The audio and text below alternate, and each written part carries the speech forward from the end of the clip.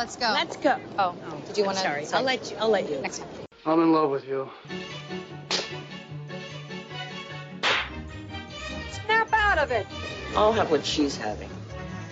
Too many guys think I'm a concept, or I complete them, or I'm going to make them alive.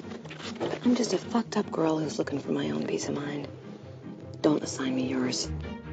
Caustic wit is my religion. I would make a great queen because I am so stubborn. I say when it comes to stardom and Lauren, there are no accidents. Hi, Karen Peterson. Hello, everybody, and welcome to episode 109 of Citizen Dame, the podcast where we are all alone together. I am Karen Peterson, joined, as always, by my amazing co-host, Lauren Humphreys-Brooks. Hello. And today we are welcoming back our special guest, Nannina Gilder. Hello. Hi. How are you?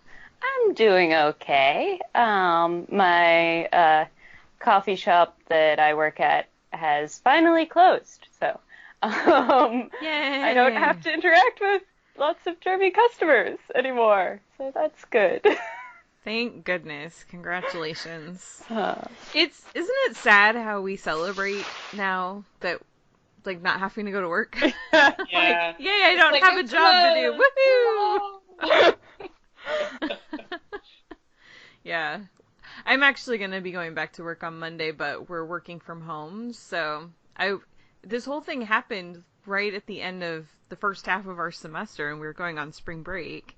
And so when I left for spring break, and I was just staying at home since I was originally supposed to go to South by. And when we left for spring break, the plan was still like, hey, we'll see you guys a week from Monday. And then it was just weird because, like, every day they kept changing it a little bit more. And I was like, guys, just say that you're closing this school. Like, I know you're trying so hard not to, and you shouldn't try that hard because the news is getting worse, not better. So they finally relented, but yeah. The fact it's very annoying that it has taken some of the states this long to really put directives in it. I know that they were kind of hoping that they could limit what they had to do, but at this point it's just like, everybody stay the fuck home. Like, yeah, if you don't have to leave, stay. Exactly. I mean, the fact that I know that we don't necessarily need to do everything in life the same as other countries, and even a lot of things, but when there's a deadly virus that is killing people, just follow the lead of people who've had it first and do what they're doing to mitigate it. And I don't know why people were so stubborn on this one. It really makes me mad.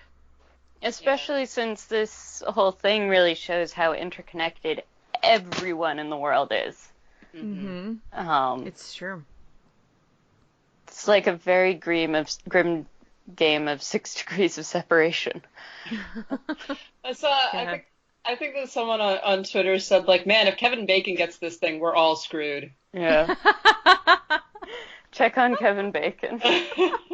You know, that's funny because I saw him post something the other day about, like, staying away from people, and I can't remember how he worded it, but yeah, it was from him, and it made me think of that, so that's funny. So, well, it's weird because there wasn't really any news this week since everything is canceled. Nothing has happened. The world is canceled. Yep, pretty much. I mean, Harvey Weinstein's still a rapist, and he did get transferred from Rikers. He's now in a maximum security prison. I guess it'll be a while before his LA trial starts, so... But that's okay, he's in prison for being a rapist. And you don't need to say allegedly anymore. Exactly, because he's not allegedly a rapist, he is a rapist, and I will never get tired of being able to say that. Anyway, although I don't want to talk about him anymore. But that's some happy news. Kenny Rogers died today, that's not happy. Yeah. I didn't hear that. Oh. Yeah, I heard it this morning. He died at age 81. Wow. So I totally grew up on his music. My grandparents my mom too, major into country and western music, and So that was a little bit weird. It was like, oh, Yeah. I totally grew up on Kenny Rogers and Willie Nelson and all those guys. Yeah. So, but let's see. There were a couple of things that did come out this week. It's interesting how the innovation or just the unlocking of doors and just trying new things has happened this week, just because what else do we have to do? So there are a few things that have happened. Yesterday, Universal released The Invisible Man and The Hunt, both on demand. You can rent them. Oh, what's that? And Emma. Yes, and Emma too. Yeah. And you can rent them for $19.99. They did do watch parties yesterday with the directors for The Hunt and The Invisible Man, and I didn't rent the movie, but I was reading through the tweets and I was like, oh, these are some fun tidbits. I wish that had been more clear in the movie. Oh, that's interesting. You know, like that was kind of my experience, but that was fun. But then there was also, there are going to be some more, like Disney announced that they're going to put Onward on, they've already made it available as of last night, to purchase, but then they're going to release it on demand, or on Disney Plus, April 3rd, I think. And there are a few more movies that are going to be releasing that way. Trolls World Tour is going to be available on demand, and some other ones. I can't think of what else is coming, but one of the cool things that's happening is that Kino Lorber has partnered with independent theaters across the country to be able to show some of their independent films, which I think is awesome. Lauren, why don't you talk a little bit more about that one? Yeah, this popped up. I think like the middle of last week, that Kino Lorber is launching something that they're calling Kino Marquee, which are essentially going to feature screenings of films that would otherwise be playing at various independent cinemas. So some of the first screenings are with New York's Film at Lincoln Center and the Brooklyn Academy of Music, and they're releasing Bakuru, which is it's a Brazilian film that I believe involves like a zombie outbreak. So among a couple of other things, but it's supposed to be a very, very good film, and essentially they're going to charge like $12 a ticket, and they're treated essentially as though you're going to the cinema, and they're dividing ticket prices between distribution and the theater itself. So it's kind of they're using it as a way to get these films out there and to also continue to support independent theaters that are going to be very hard hit by all of the closings and everything. So it's a really cool thing, and they're continuously adding theaters right now. They've got Film at Lincoln Center, BAM, Jacob Burns Film Center, the Little Theater in Rochester, New York, Santa Barbara. I was very excited to see the theater near me, the Frida Theater in Santa Ana, is on the list too. Yeah, so that's cool. Great. Denver Film, Belcourt Theater, Loft Cinema, Austin Film Society, Wexner Center for the Arts, Aperture Cinema, and the Santa Barbara International Film Festival Riviera Theater. That is a long name for a theater.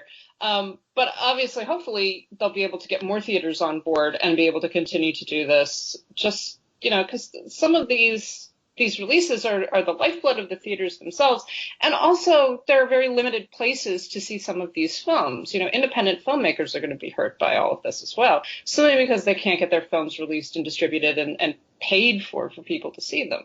So it's good to see that Kino is kind of stepping up and is trying to do something. We'll hopefully see some more theaters get added so that we can see more films and continue to have, nothing's going to be normal for a while, but to continue to have a little bit of normalcy in our day-to-day lives. So I'm interested to see Bakuru. It was released initially at the New York Film Festival, and I didn't get a chance to see it, but I'm kind of want to support my local theaters right now, so I might get a ticket. Yeah, this is going to be a hard time for especially independent theaters, which, yeah. I mean, I did programming for small little cinema in a museum locally for a year, and it is tough out there in the best of times for these independent cinemas, and having to close for very good reason, but having to close is going to be really tough, and some of them are probably not going to be able to reopen their doors. And so it's really great of Kino to be trying to keep that from happening. But because these little independent cinemas can be often the only ways that people can see really interesting independent film and foreign film and documentaries that don't make enough money in ticket sales for the megaplexes to get or to give up a screen that they've given to Disney. But yeah, so I'm really into little independent theaters, and it's a tough time for them. Even before this, and now after it, even more so. Yeah, exactly. I mean, people have been sort of making jokes about like, oh, you know, since theaters are never going to reopen, what was the last movie you ever saw in a movie theater? I mean, obviously, theaters are going to reopen. Yeah. And particularly the big ones are places like AMC and Regal and stuff like that. It's highly unlikely these companies are going to go under and there just aren't going to be any more theaters in a couple months' time. But at the same time, yeah, exactly. There are all of these small independent theaters that support communities, that support people, that give screens to lesser known films, to films that wouldn't get screened otherwise. And the loss of that right now is very tough. So it is good to see some companies being like, okay, how can we both continue to support these films and continue to support local independent theaters. So hopefully more theaters will get added, and they'll be able to bring in at least a little bit of revenue to continue to operate. Because, I mean, there are tons of great independent theaters in New York that I love and that I can't go to. I can't do anything about it, you know? Well, yeah, and a lot of these theaters are nonprofit, so they, they're not like you mentioned, Nannina, they're not able to get the Disney movie money because they're not screening Disney and Fox stuff, and the way that they survive is on patrons. They have a lot of these theaters have kind of their core group of people that go, and then depending on what they show, they'll attract other casual visitors. But I hope that this will actually help attract some people who normally kind of skip the independent films, and now it's like, well, maybe check out that movie you normally would have missed out on or skipped over. Mm-hmm. Like, for myself, I probably would have ended up missing out on Background in the theater and watched it later at home, but now I can watch it at the time that it would have been playing in the theater, so yeah. Yeah, and also just to mention, there are a number of these independent theaters that offer gift certificates and things like that, so that you can so that you can buy, okay, I'm going to buy a couple of tickets worth of gift certificates and either give them to other people or just go yourself when the theaters reopen, and that's another good way to continue to support places and to kick them a little bit of money as to keep them alive. We don't want our independent cinemas to die as a result of all of this. And the getting of gift certificates now also can really help small businesses make this last payroll for their employees, because a lot of places, I mean, this time of year I live in a sort of touristy area, and coming out of the winter, which is our slow time, anyway, things have always been tight. And so a lot of places are just really on the knife's edge waiting for the boom in the summer. And so to have to have something like this now, after having used up a lot of their reserve cash for the year to get through the winter, it's tricky.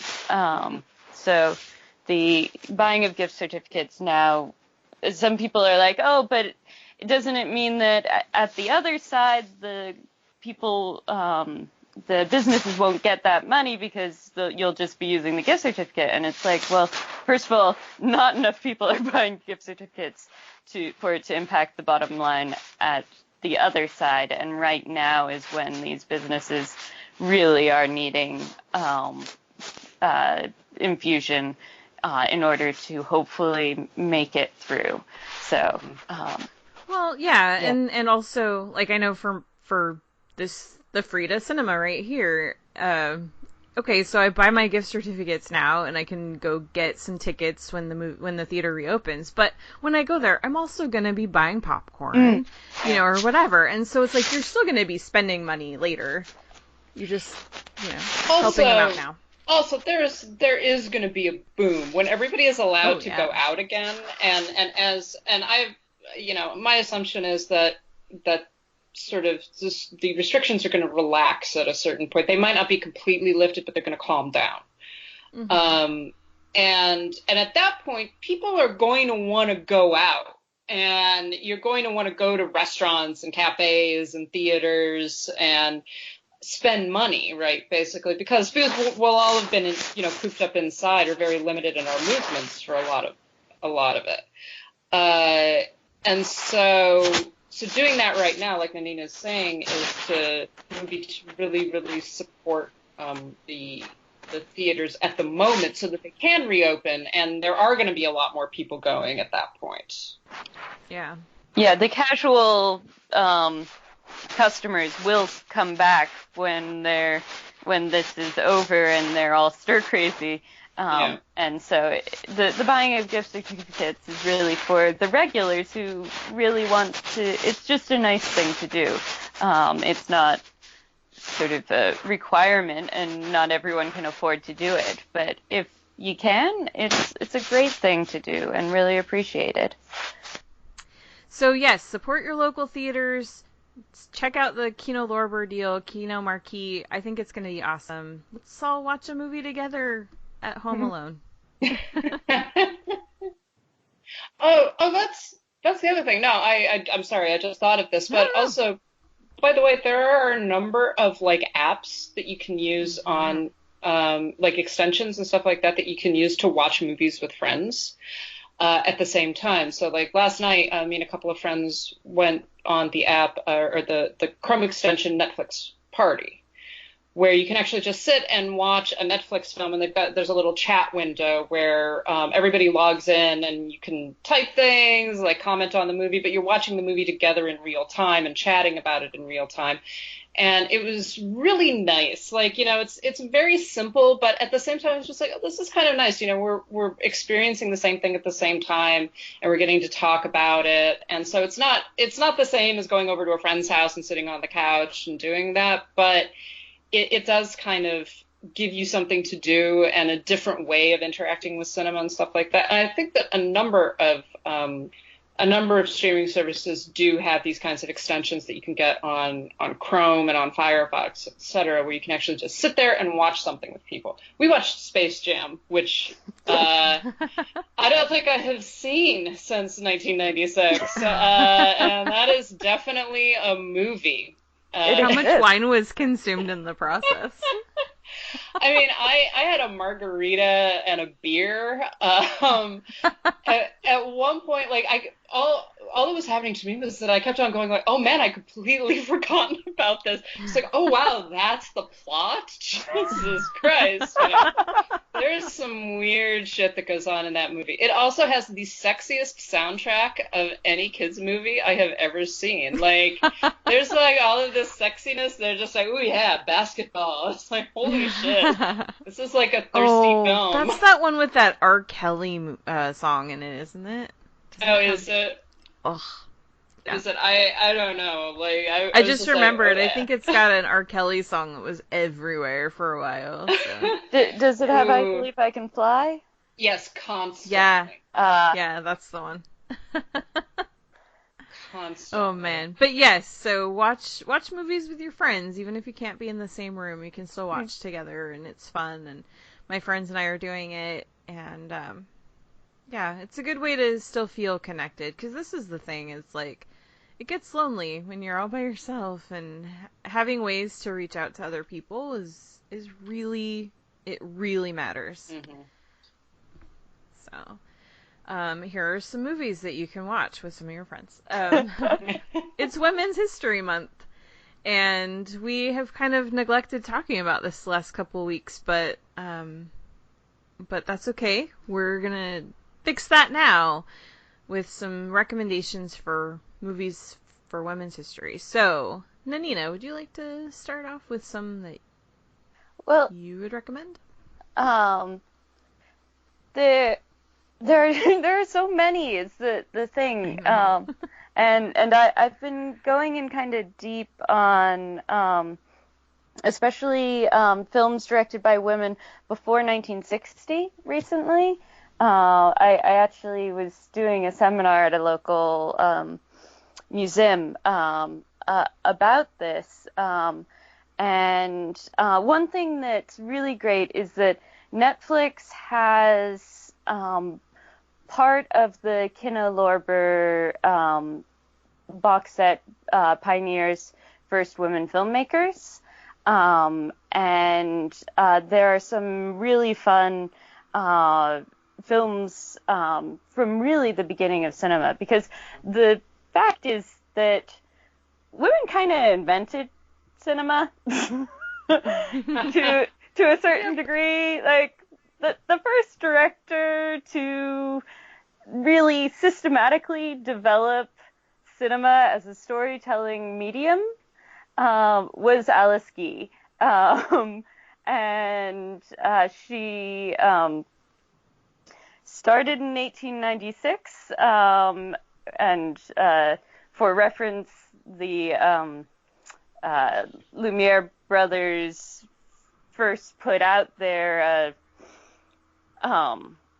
reproducible means of doing cinema in 1895. So, and she made over 1,000, many of them just less than a minute long or a minute long films over the course of 25-year career. And so on Netflix, they have her short film Falling Leaves, which is a really beautiful story of two sisters, and the younger sister, when the older sister gets sick, the younger sister is trying to do everything she can, and she's only like a little 4-year-old, so she doesn't have a full concept of what she possibly can do, but she just wants her sister to survive. And there's some really beautiful cinematography in it, and a very sweet performance by a little girl actress. And there's also The Ocean Waif, which is it's a fragment in that it is not the complete film. A lot of early films have gotten lost to some degree, but The Ocean Waif really has a delightful performance in it, and I'm forgetting the name of the actress actually, but it's a melodrama from 1916, I believe. Yes. And it's Doris Kenyon, who is hiding away from her abusive father, and she ends up haunting a novelist who's on his on retreat to finish his book, and she's hiding out in his rental home, which is said to be haunted, and it's quite a lot of fun. So those can give you just a little taste of who Alice Guy was and what sorts of films she was making. And it's just great that it's available on Netflix.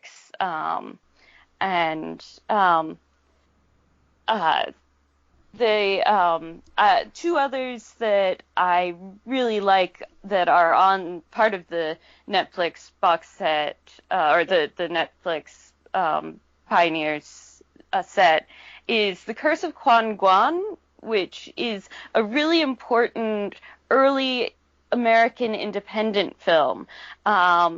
So in some ways, it does not have a studio behind it. It is very much made on a budget, but it is one of the earliest Chinese American films, and it was directed by Marion Wong, who at the time was only 21 or 22, and she wrote and directed it, and is also one of the characters. Unfortunately, with that one, it's maybe a little hard to get into because it is also a fragment, and what remains does not have any intertitles. So it's a little hard to follow, but it's a beautiful and fascinating film, and a lot of times people don't realize that people from all different backgrounds were making film.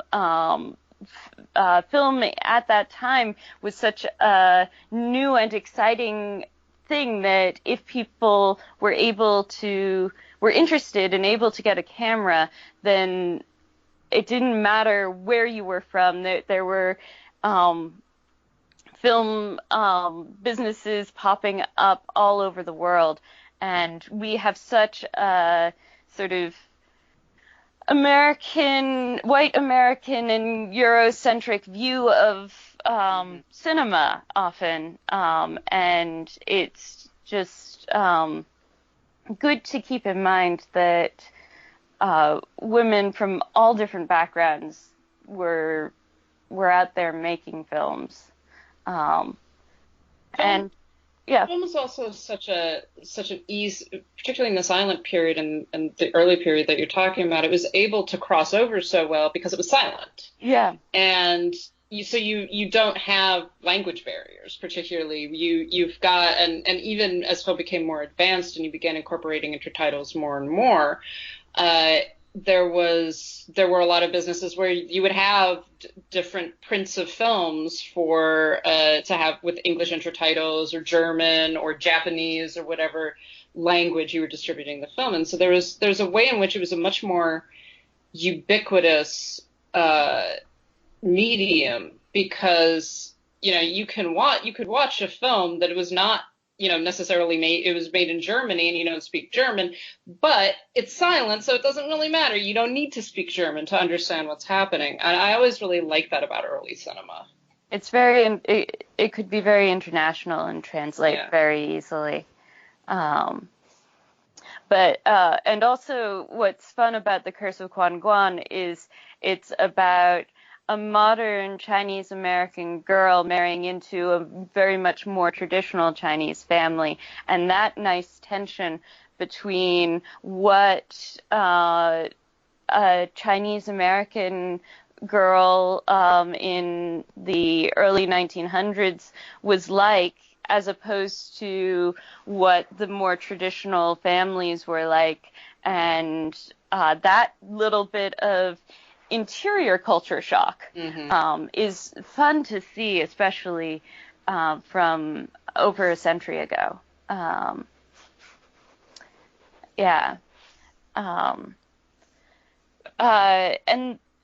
on Prime, there's some, unfortunately, usually public domain prints, but some fun films that you can find that are from the talking era more, and sort of mid-century. They do have on Prime most of Ida Lupino's films. It's best to see them in the restored versions that Kino Lorber has just released, but in a pinch, getting to see The Hitchhiker. It is available on Prime for free, as is Not Wanted. I don't know how good the print of Not Wanted is. And Prime also, funnily enough, has several Muriel Box films. She was a mid-century British director and screenwriter, and her little thriller Eyewitness is quite a lot of fun, set in the course of one night, mostly in a hospital, and Prime also has a couple of Dorothy Davenport Reed's films, which are kind of fun to watch because they were not very high quality. They just were kind of fun. Like, The Woman Condemned, it's not a good movie. It doesn't even have a screenwriter listed, and I think that's partly because I'm not sure if they had one. But it's just a lot of fun. There's like a hard-boiled woman detective who's trying to track down a radio star who has vanished, and lots of things go on, and I don't know how it fits everything that happens into an hour, but it does. And the sets are kind of shot. It's a Poverty Row 1930s film, but it's kind of a proto-noir and just kind of weird, and as I said, not good, but fun. There are definitely some films that fall into that category, even from some truly great directors. Yeah. You go like, this is not good, but I like it. Mm-hmm. Yep. Well, thank you, Nannina. Yeah. How about you, Lauren? Oh God, there are like, it's interesting. So when I went to the this is sort of related to directors, but when I went to actually the last film that I saw in a theater before all of this happened was The Lady Vanishes. When I went to go see it at Film Forum a couple of weeks ago. And one of the reasons why they were doing this thing at Film Forum is because they were talking about specifically the contributions that Hitchcock's wife, Alma Reville, and his assistant, and then eventually a major producer, Joan Harrison, made to his career. And they were also showing films that they had written or produced, etc., independent of Hitchcock. And so one of the films that Alma actually wrote is The Passing of the Third Floor Back, which is a 1930s. It's originally based on a play, and then it was adapted into a film, which is like this. It's a very bizarre kind of 1930s story about a small boarding house where basically everybody is terrible. And everyone is kind of like doing things that they really are not happy about, that they're worried about money, they're worried about prestige, they're worried about survival, and they're kind of always sniping and grappling with each other. And into this comes Conrad Veidt, who is, it's not really clear what he is, but the implication as the film goes on is that he's a guardian angel. And he begins to sort of try to shape the way that these people relate to each other. It's a really interesting film. And according to some of the reviews at the time, it apparently toned down some of the more overt, like, moralism of the original play. And but it's very odd because Conrad Veidt, we're very used to seeing Conrad Veidt in very sinister roles. He did play good guys on occasion, but in this film, like, when he shows up, you're just like, oh my God, he's going to kill them all. Like, that was, and he's actually treated and filmed in this very sinister way. And then as you begin to realize what his character is up to and what they're doing, he becomes less and less sinister. But it's a really fascinating kind of look at not just at Veidt's persona, but also it's a very complex film about the way that human beings relate to each other, and the way that we can kind of pick up the better the better parts of human nature if we sort of maybe shift our focus a little bit. But it's a really interesting film. The other one that I recently saw that Joan Harrison produced, and Joan Harrison she was Hitchcock's assistant. She was uncredited as a scriptwriter on a number of his films. She was a major creative force behind the Alfred Hitchcock Presents television show. But one of the first films that she produced independently was Phantom Lady, which again is a very female-centric film noir about a man who's accused of murdering his wife, and the only proof that he has that he was out when she died, but they cannot find anybody. The police and the investigators and the lawyers cannot find anybody to admit that they actually saw him. And he interacted with a mysterious woman whose name he never got, who he just went out to the theater with. And so his secretary, who is in love with him, decides that she is going to prove his innocence and go out and look for this woman and try to find out why no one is acknowledging the fact that this he wasn't present when his wife died. It is fantastic. It really is a wonderful film noir. It is incredibly female-centric. It is very much about a very strong and intelligent and capable woman changing herself, going out, trying to do things that a lot of people don't consider that she's equipped for. There is a wonderful sequence where she actually follows a man home. And in watching it, I was just like, this is really sinister and dark, because she follows him because she thinks he's being bribed, that he has information that he's not telling people. So, but as she follows him, it takes his perspective. So it's essentially watching this young woman stalking a man through like darkened streets and stuff like that. So it's this really fascinating role reversal that we're so used to, like, the lone woman being followed home alone at night. This is a lone man being followed home alone at night by a young woman.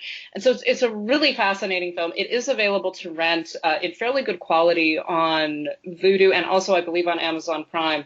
But it's so well done. It's so well constructed. And I do think I've been reading the book about Joan Harrison, and Joan Harrison has been severely underestimated, both in terms of her influence on Hitchcock's work, but then also just in her contribution to cinema and to television in general. So I would definitely encourage people to check these things out. Well, thank you so much. What were you going to say? Oh, I just said nice. Oh. Yeah, thank you, Lauren. Well, this week because I was on spring break, I've been watching a lot of stuff and just, some has been revisiting things that I already know and love, and some of it has been trying to find things that are new to me. And of course, I did sign up for Criterion this week, which has been great. And I've been going through trying to figure out, okay, what do I have to watch before March 31st? Because it's going to disappear. Yeah. And so yesterday I was watching The Adventures of Prince Ahmed, which I had never seen before.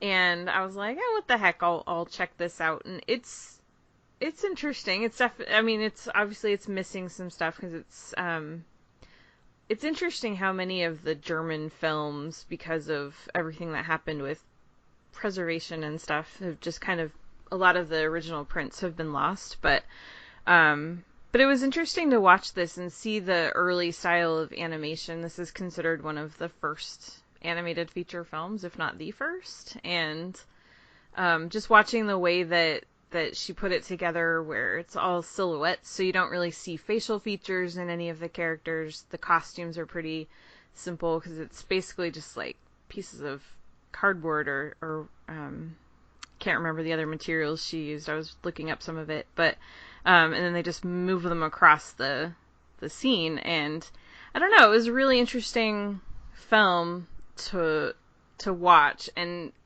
kind of what you guys were, well, especially you, Nannina, what you're talking about with these really old films back from the early days when people are just learning how to use this medium and what could be done with it. And it's really fun to see some of the the very earliest innovations. And it's really important to experience those things. It does not mean that you have to go to film school, but there are lots of ways to get educated. The Adventures of Prince Ahmed is one of my favorite films. Is it? Yeah, and Lotte Reinecker, she was so incredible, and in creating it, she and her team created the first version of the multiplane camera for animation, because there was so much complexity to the silhouette animation that she was doing that they needed to have different levels so that they could independently animate background, foreground, midground, and also create effects between the 2 or 3 layers. And so they really created an important innovation for the history of animation, not only in creating one of the first, if not the first, feature-length animated films, but technically in coming up with this solution to how to introduce depth and a little bit of perspective, even in what is a flat medium, especially with all of the silhouettes, and the amount of detail that you could get in bringing these silhouettes to life, and the articulations of the hands and the eyes. Oh, I absolutely love Lotte. I think she's incredible. I thought it was really great. I was so excited while I was watching it, and I was captivated, and it's just fun. I mean, she used color in this, and that wasn't something that was added later. That was how the film was created, which I didn't know that until I was, reading up on it when I was getting ready to watch it. And I just, the way that the trees look and the animals and it's so fun watching the horse just like fly off and it's like, boom, there goes. And what were you going to say, Lauren? No, I was just going to say, because there are also a number of her shorter animated films that are still available in various forms, because she made a number of films. The Adventures of Prince Ahmed was one of the few feature-length films that she did, but she made a number that were like 20, 30 minutes that are just as fantastic. And one of the awesome things about early cinema, since we're talking about that, is that no one really knew what cinema was supposed to be. And you see this across the board.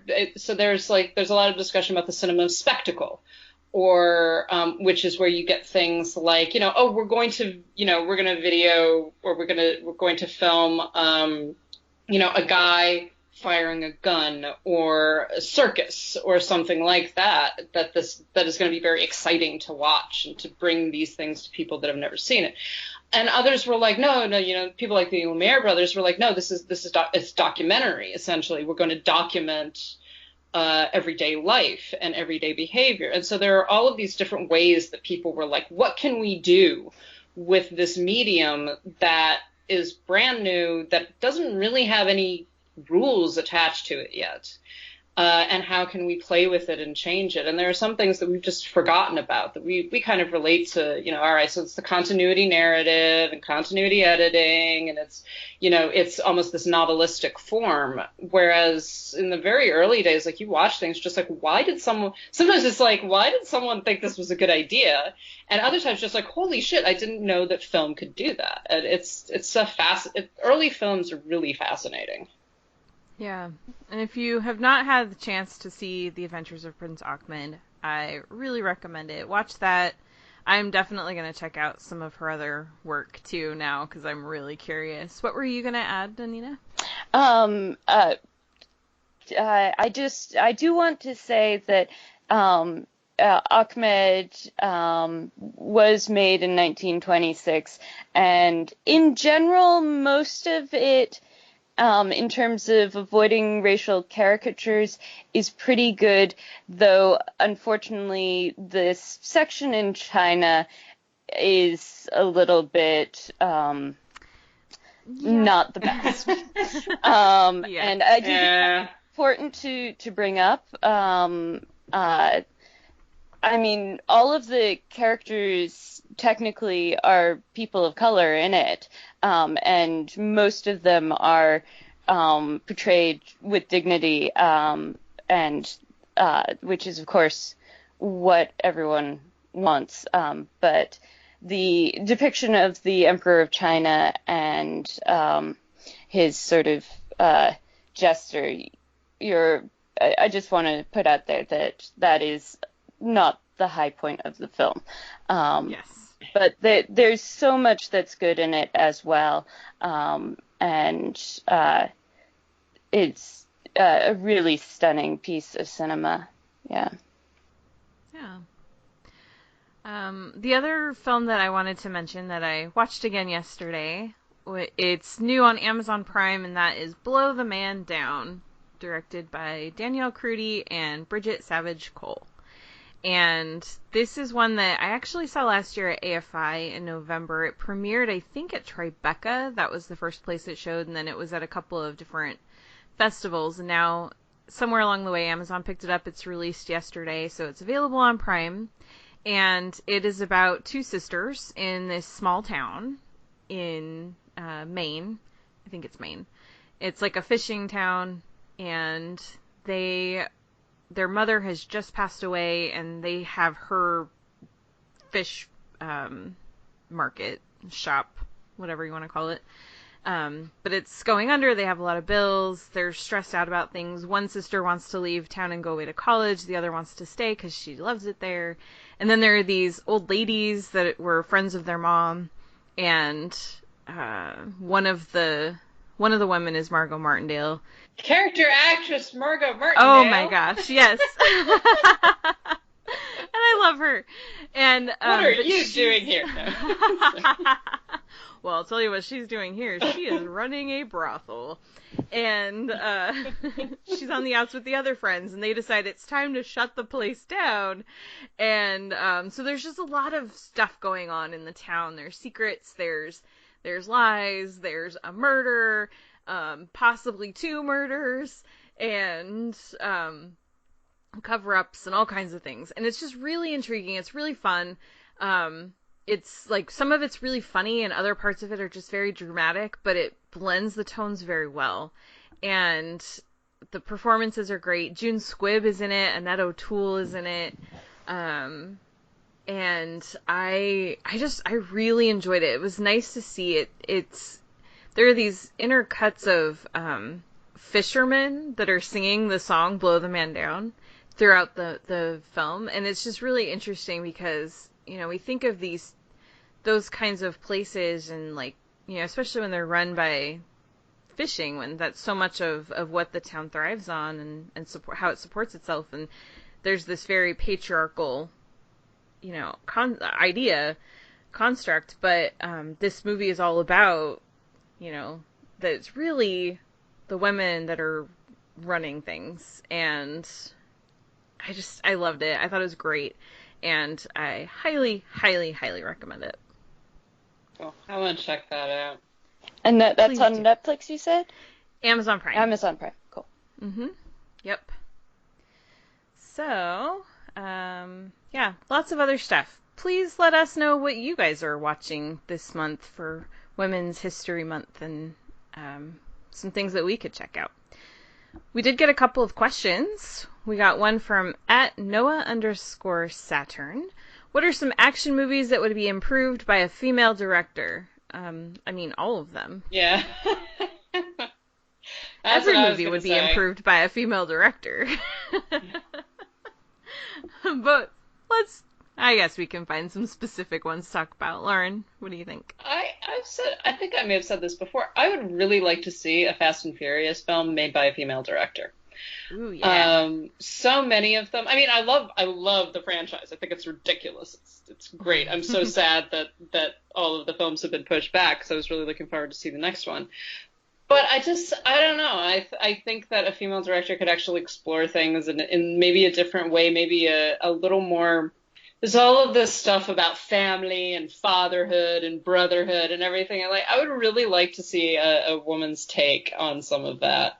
And within the strictures of the franchise itself, I'm not saying like you should do parody or anything like that, but I think it would be fun to kind of play with that a little bit more. And I think a female director could give a different perspective on it. But I mean, that's true for pretty much any action film.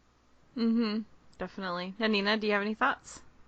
Well, Lauren, it's the funny thing about the Fast and the Furious movies is that I figure that the first one really is kind of just a remake of Point Break in a way, which is one of the greatest action movies ever made.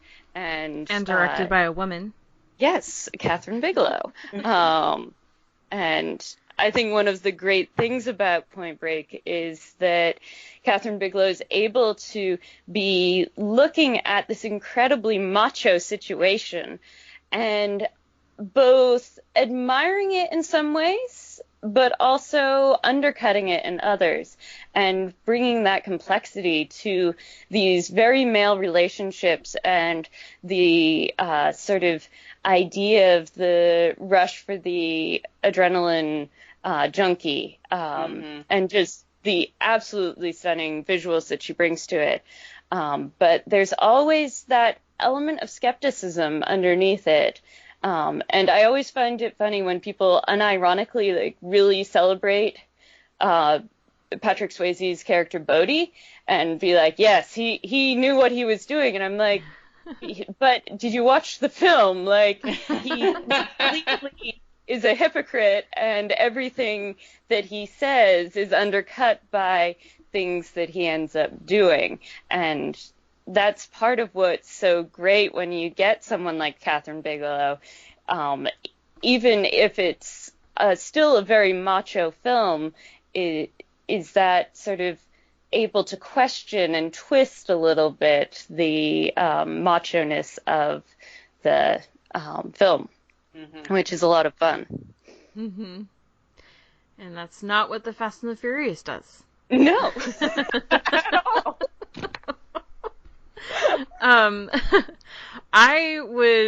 Now that we've seen Birds of Prey, I would love to see what Kathy Yan could have done with Suicide Squad.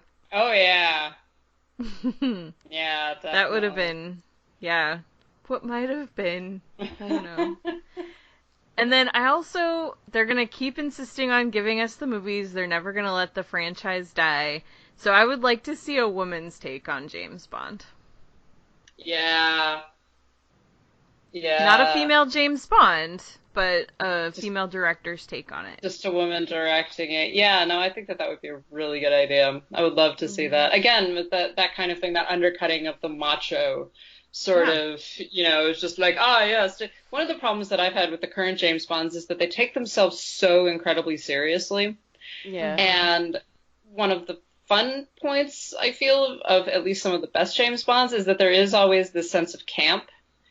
And a woman could definitely be like, guys, this is pretty stupid. I mean, let's admit the fact that this is dumb and enjoy it, Yep, exactly. And I think Daniel Craig would be totally down for that at this point. I think he's welcoming something like that. I don't think he wants to be this serious, dour James Bond anymore. Yeah. No, so. I really don't think he wants that. Yeah. Yeah. So thank you, Noah, for the question. And then we also got a question from Keith at KH Derrick. What is your favorite commercial featuring a celebrity before they had their big break? For me, there is no beating Bruce Willis in the Seagram's commercial. I have one. You do? I do.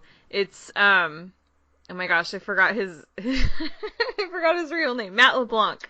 In the Heinz ketchup commercial, he's the dude who puts the Heinz bottle up on the building and then runs down the stairs and has to jump over all these obstacles and stuff to put ketchup on his hot dog, and he gets down to the bottom, and by then the ketchup finally has started to come out of the bottle.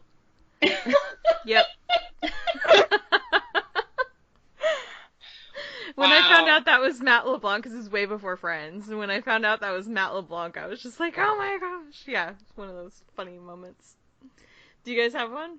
Can you think of any? I don't. I haven't been able to think of one. I'm certain that there are ones. I know that, like, I think it was David Tennant did like a really bad.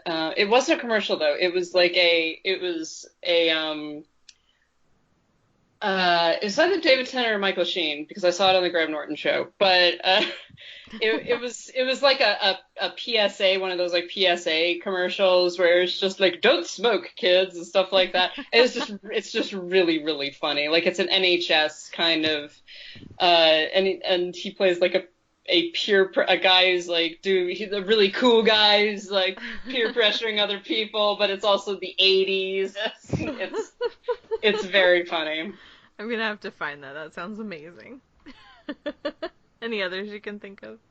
The only other one I could think of was there was this Sizzler commercial back in the 80s, and it was like there's this little girl out to dinner with her parents. You only see her. You can hear her parents talking, but you only see her, and it's an ad for all you can eat shrimp. And so she eats the shrimp, and then they bring her more, and then she tries to eat those, and then they bring her more, and her eyes just keep getting bigger and bigger as they keep bringing her shrimp.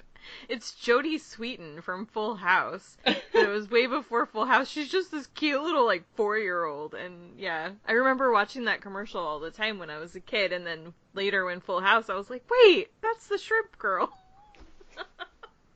Wow. So, yeah. Anyway, so thank you for those questions. Those were great. Let's talk about a couple of more movies. You, Lauren, saw Song of Songs? Yeah. Okay, this is weird. Why? I guess. So this is actually my full review will in fact be up on our website because this is a Kino Lorber release that was recently released on Blu-ray, and it is a 1933 film starring Marlene Dietrich as, wait for it, a naive German peasant girl. Huh. Oh. Her father dies and she moves to Berlin to move in with her aunt, and across the street she notices a young man who's a sculptor, and she eventually winds up becoming his model and posing for him. But one of the bizarre things about it is that it is Marlene Dietrich, but for like 3/4 of the film, she is a waif.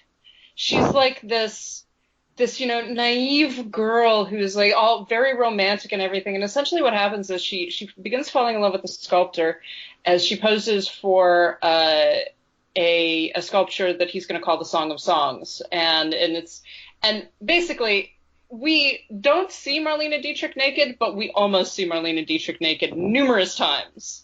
Wow. And this is a 1933 film, so it's just at the end of the code. This is just a pre-code film. And what winds up happening is the Baron von Merzbach, played by Lionel Atwill, who played villains all the time. Like if you've seen any early 1930s films, you've seen him, and you've seen him be a villain. Basically falls in love with her image and decides that he's going to marry her and carry her away, essentially. And over the course of the film, it's basically about men trying to manipulate her and turn her into the things that they want her to be. And as the film went on, I was like, okay, for the most part, Dietrich is being like this very kind of naive girl who's sort of being manipulated. At some point, she's going to have to become Dietrich, like that very recognizable figure, right? And when she does, it is amazing because you actually see the arc of her character and the nuance of her performance. And it's very much her film. It's focused on her.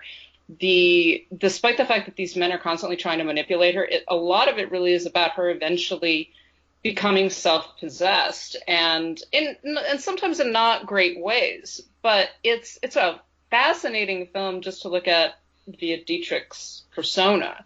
And when she finally, as I joked to my roommate, she finally went full Dietrich. When that happens, it's wonderful. Like she's great, and you can see the transformation from this girl into this, very mature with the deep sultry voice, and she sings a song, and the men begin to get mad at her basically because because throughout this entire film, they've been trying to manipulate her and mold her. And then suddenly she's like, okay, I'm just going to become something else. And she does. And it's not necessarily a good thing, but it is definitely something that isn't something that they can control. So it's a fascinating film. I honestly did not know what to make of it. It's directed by Ruben Mamoulian, who did a lot. He did an early version of Dr. Jekyll and Mr. Hyde with Friedrich Merck. And so that's kind of one of the places that he's most famous for. But it's a really interesting movie. It is coming out on Blu-ray from Kino Lorber, and I kind of hope that it's going to wind up on Criterion or someplace like that to watch, because I want people to see this movie. It is a weird one. Yeah, I have not seen it. Me neither. Have you, Nannina? Oh, no. I love Dietrich, though. She's great. But Yeah. Seriously, she plays a waif, and I'm like, you are Marlene Dietrich. What is happening? I'm trying to imagine that also because she didn't start her career super early. She was in her mid-20s, I think, when Der Blaue Engel came out. I think. So it's not like she ever was a teenager on screen, I don't think, unless I'm wrong here. So in this is I don't think 1933. so, no. This is kind of the height of her career. It's she's on the upward trajectory. She's already known, in other words. Yeah.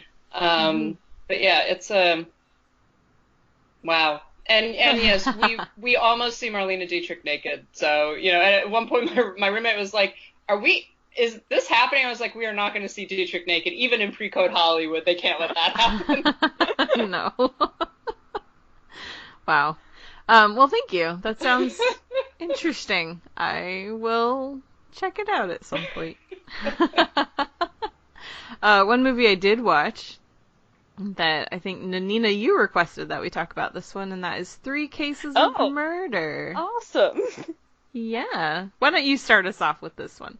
Well, so 3 Cases of Murder, I came across it because it was originally available on Filmstruck and then also on Criterion Channel now. And I was just looking for women directors, and I was like, oh, Wendy Toy, that's a woman's name. I've never heard of her, and this is from 1955. And so 3 Cases of Murder is this anthology film with these 3 seemingly quite separate films that the only linking thing that is immediately apparent is that they all have Alan Bedell in them in some capacity. But the first one in the anthology as it stands now is Wendy Toy's, and it's called In the Picture. What did you think, Karen? It's funny because I watched all of them and then I went back and looked at, I was looking some stuff up, so I didn't know who directed what. Yeah. And that one was my favorite one of the 3, and I was like, oh, of course it was, when I found out she directed it.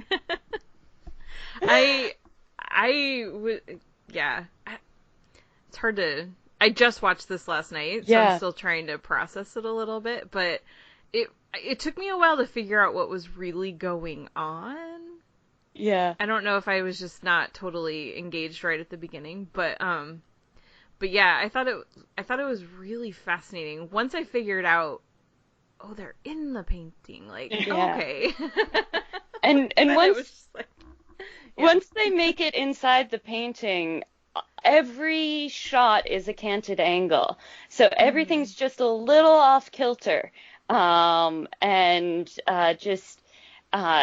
Wendy Toy is a fascinating figure in cinema. She started her career at age 4 as a dancer. She was a dance prodigy in Britain, and her career arc worked its way up through dance from being a dancer to a choreographer, starting at the age of 10 or 12. She choreographed her first ballet, and went on to do a lot of choreography in the theater. That turned into her directing musicals in the theater, which then turned into her directing just straight plays, and then that turned into her becoming a film director.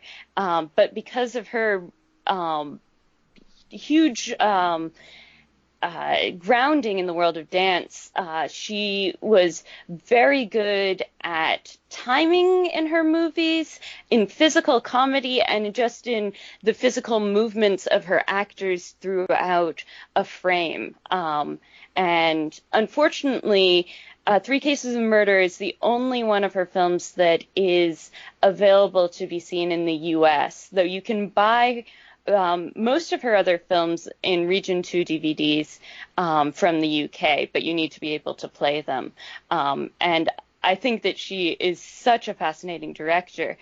But Three Cases of Murder was her second film after she had done a short film starring Alan Bedell as well, called The Stranger Left No Card, and you can watch it in not great condition, but you can watch it on YouTube, and it's a fascinating short.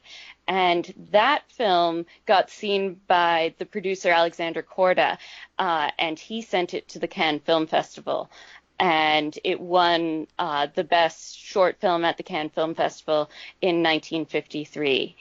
And Alexander Korda hired both Wendy Choi and Alan Bedell on a contract for his studio. And when Korda was trying to come up with another project for Wendy Choi, he had found these 3 short stories that he thought could go together. And so Alexander Korda and Wendy Choi came up with this concept of 3 cases of murder and having each of the cases of murder be directed by different directors. And she chose that she wanted to do In the Picture, which was supposed to be the last one originally, because the concept was that You Killed Elizabeth would come first, and Alan Bedell would play a minor character in that. I believe he plays the bartender in that one. It's my least favorite one, so I haven't seen it in a little while. And then the next one was going to be Lord Mondrago, where Alex Bedell was going to be co-starring with another actor. And then the third one, Alex Bedell was going to be the star. And the progression also was going to be in that way because You Killed Elizabeth has almost no supernatural elements in it. Lord Mondrago has some supernatural elements creeping in. And then In the Picture is just a wild, supernatural, weird thing. And one of the most delightfully weird things I've ever seen. And Wendy was also the one who was going to direct the framing device for all of these. And the framing device was that you would be on a tour of a museum. And your tour guide would be taking you through the exhibits and would say, this particular exhibit reminds me of this rather macabre story. And then it would go into You Killed Elizabeth. And then you'd come back to the tour guide and he'd go to a different room and he would say, at a different exhibit, that this reminds me of a member of Parliament, Lord Mondrago, and that whole story, and they would go into that. And then you would get to In the Picture, and you would be back in the framing device, and you would stay there, and the tour would leave. And you would suddenly start to realize that the last case of murder was going to intimately involve our tour guide who has been showing us through the museum and the whole film so far, Jarvis. And if you've seen 3 Cases of Murder, you will see that this is not at all the case, but that was the way Wendy Choi had structured it. And she had already filmed the framing device and in the picture. And David Eady had filmed You Killed Elizabeth, but they were still looking for a co-star for Lord Mondrago to be the other guy with Alan Bedell. And so as Wendy Toy was finishing up in the picture, Alexander Korda called her into his office. And he was like, I have great news. We have a co-star for Lord Mondrago. It's Orson Welles.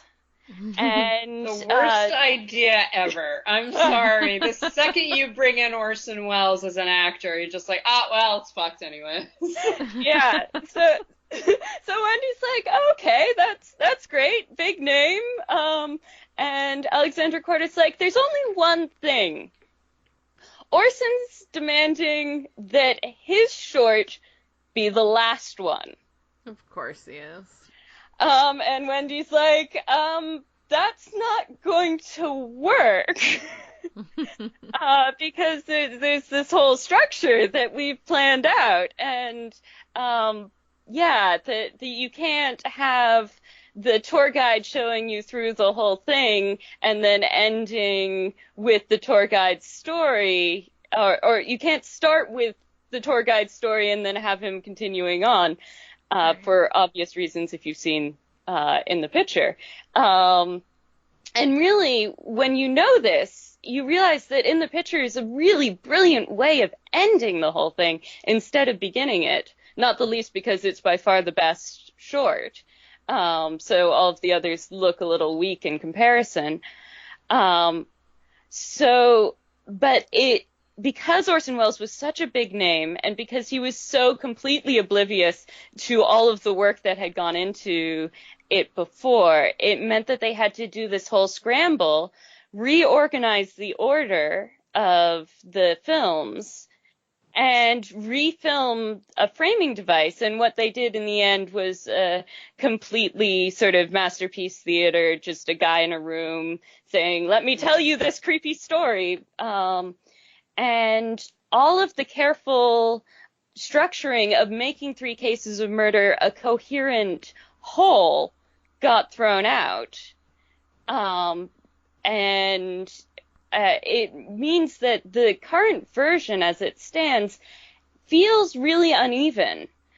You don't have the sort of rising of the number of supernatural elements in each one. You don't have Alan Bedell becoming more and more significant characters in each one. It's kind of amazing how much got removed just by reorganizing the order of those three shorts. And so I say, if somewhere in a vault of whoever owns Alexander Korda's sort of production, all of the footage, if they can recreate the Wendy Toy version of Three Cases of Murder, release the Wendy Toy cut is all I have to say.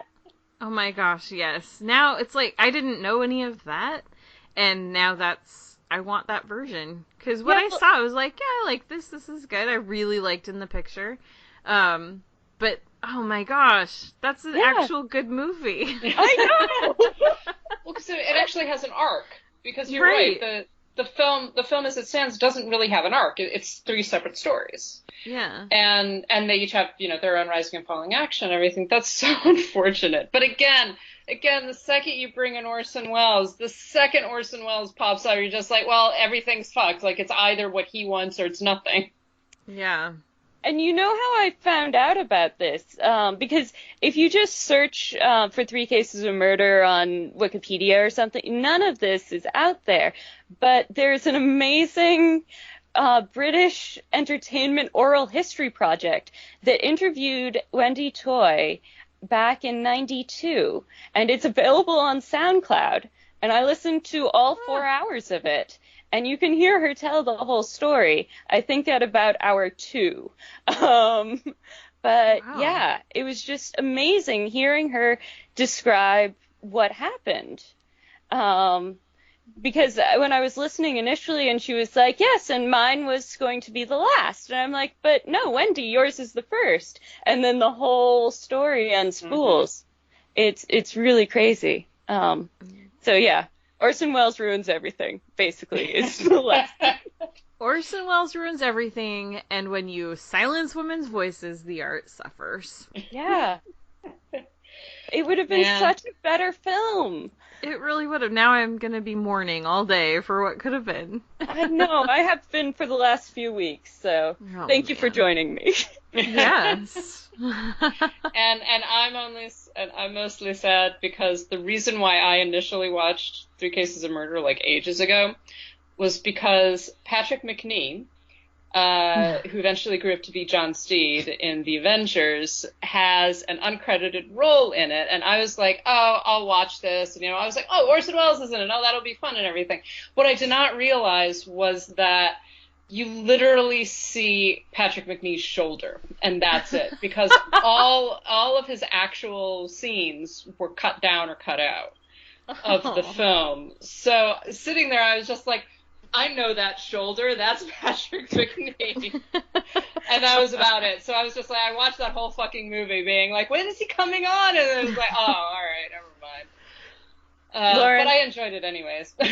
Only you would recognize Patrick McNee's shoulder. It's a very recognizable shoulder.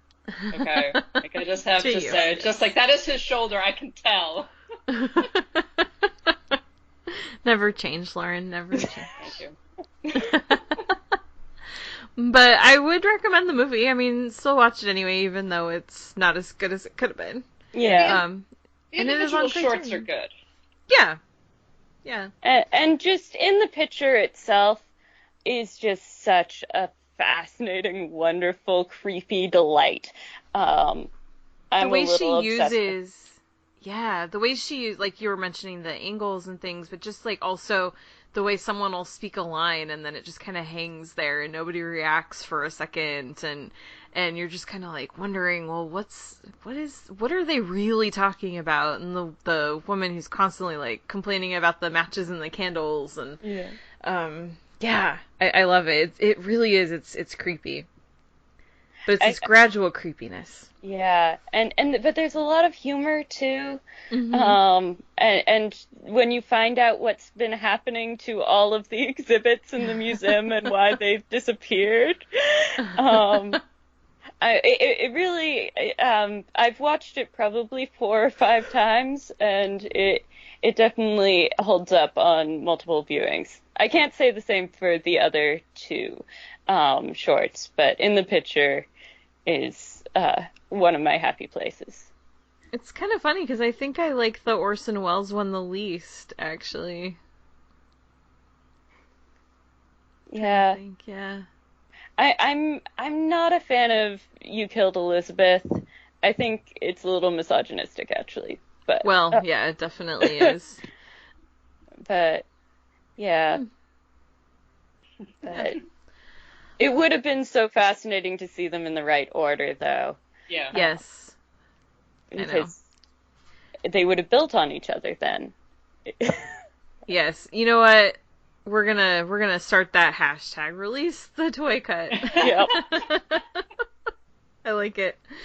So, well, thank you so much for joining us this week. That's gonna finish things up this time around. But it was great to have you here, Nannina. Thank you so much for having me on again.